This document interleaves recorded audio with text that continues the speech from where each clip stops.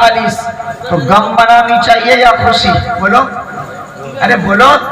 فرمایا کہ غم اس بات کی ہونی چاہیے کہ اللہ نے جو زندگی دی تھی 1 سال گزر گیا لیکن ہم کچھ کر نہ سکے، فرمایا کہ معصیت پہ گزر گیا، نافرمانی پہ گزر گیا، باغی بن کے گزار دیے، حکم کو توڑ کر گزار دیے۔ فرمایا کہ اس بات کا غم ہمیں ہونا چاہیے، لیکن کیا ہم نے تعلیم حاصل کیا ہے؟ ہم نے اسلام کے تعلیم کو چھوڑ دیا ہے، آج انگریز کی تعلیم آج ہمارے اوپر غالب آج کا جوان۔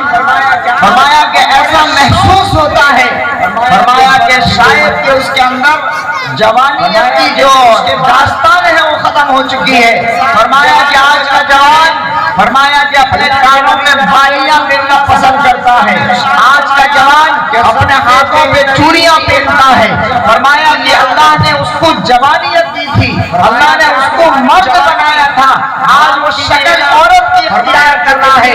فرمایا کہ ہمیں بڑے افسوس کے ساتھ یہ کہنا پڑتا ہے، فرمایا کہ آپ دیکھ لیں پتہ نہیں چلے گا کہ یہ مرد ہے یا عورت ہے، بڑے شان اور شوکت کے ساتھ زندگی گزارتا ہے۔ فرمایا کہ اللہ نے اس کو مرد بنایا تھا، وہ عورت بن کر زندگی گزارتا ہے۔ فرمایا کہ وجہ کیا معلوم ہے؟ وجہ یہی ہے کہ آج ہمارے بچے تعلیمی اعتبار سے بہت پیچھے تعلیمی اعتبار سے۔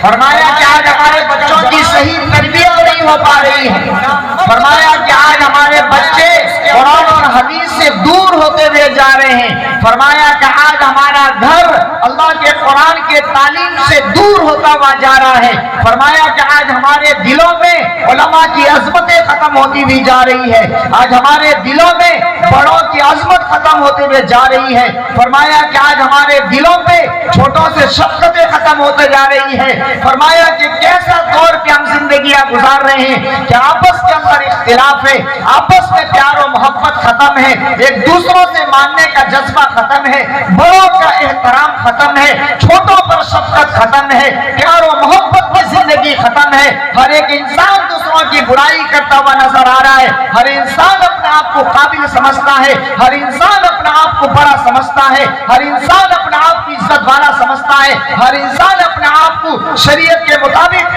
زندگی گزارنے والا سمجھتا ہے۔ فرمایا کہ کوئی انسان یہ نہیں سمجھتا کہ میرے اندر کیا کمی ہے، کہ عاجزی کوئی چیز ہے، انکساری کوئی چیز ہے، اپنے آپ کو چھوٹا بن کر زندگی گزارنا، اللہ کے شریعت کے مطابق زندگی گزارنا، فرمایا کہ کوئی انسان آج پسند نہیں کرتا۔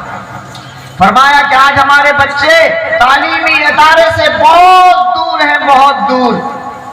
فرمایا کہ آج بڑے افسوس کے ساتھ یہ کہنا پڑتا ہے کہ آج ہم جتنی تربیت اور جتنی فوقیت انگریزی تعلیم دینے میں کرتے ہیں، فرمایا کہ اس کا چند فیصد یعنی کچھ لمحہ اگر ہم دین کے تعلیم کا اگر دینے کی فکر کرتے، شاید کہ آج ہمارا اولاد ہمارا باغی نہیں ہوتا۔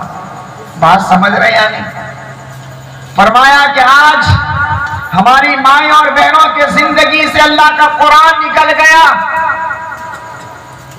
فرمایا کہ آج ہمارا گھر اللہ کے قرآن کی آوازیں سننے کے لیے ترس گئی۔ میں آپ کو ایک واقعہ سنا دوں، بڑا درد کے ساتھ آپ کو واقعہ سنا رہا ہوں۔ فرمایا کہ گھر کے اندر جو ہے چھوٹا بچہ، معصوم بچہ تھا، اور فرمایا کہ وہ اپنی آنکھوں سے دیکھتا تھا کہ اس کی ماں روزانہ اپنے باپ کے جیب سے پیسہ چراتی، اور بچہ اس بات کو بھی دیکھتا کہ ماں پیسہ کہاں رکھتی۔ فرمایا کہ وہ ماں جو ہے پیسہ کہاں رکھتی، فرمایا کہ اللہ کا قرآن کھولتی اور اسی کے اندر رکھ دیتی۔ بچہ پہلے دن دیکھا، دوسرے دن دیکھا، تیسرے دن دیکھا، تو بچے نے اپنے ماں سے پوچھا کہ اماں ہمیں ایک بات سمجھ میں نہیں آتی۔ تو اس ماں نے کہا کہ کون سی بات ہے جو تمہیں سمجھ میں نہیں آتی؟ تو اس بچے نے کہا کہ میں روزانہ دیکھتا ہوں کہ آپ ہمارے ابو کے جیب سے پیسہ چراتے ہیں، لیکن الماری میں، کہیں تاک میں، کہیں پرس میں نہیں رکھتے پیسہ، لیکن اللہ کا قرآن کھولتے ہیں اور وہیں پر رکھ دیتے ہیں۔ تو اس ماں کا جواب سننا مسلمانوں، اگر ایمان جاگا ہو تو کم از کم اس کے ماں کے سوال کا جواب سننا ہو. تو اس ماں نے کیا جواب دیا بچے کو؟ کہا کہ بیٹا مجھے معلوم ہے کہ روزانہ الماری 2 دن میں 2 سے 3 مرتبہ کھلتا ہے، پورس بھی کھولا جاتا ہے. فرمایا کہ صرف ایک اللہ کا قرآن ہے جو سالوں سال نہیں کوئی کھولتا، سالوں سال کوئی نہیں کھولتا. فرمایا کہ آج دیکھ لو، فرمایا کہ جب بچہ اسکول پڑھنے جاتا ہے 1 گھنٹہ پہلے ماں اٹھتی ہے اور بڑے خوشامد کے ساتھ، بڑے منت سماعت کے ساتھ اپنے بچوں کو پیار سے محبت کے ساتھ جگاتی ہے کہ بچہ اٹھ جا، کانوینٹ کا ٹائم ہو گیا، بچے اٹھ جا، اسکول کا ٹائم ہو گیا. چاکلیٹ کا لالچ دکھا کر، پیسے کی لالچ دکھا کر کتنی پیار و محبت کے ساتھ اٹھاتی ہے.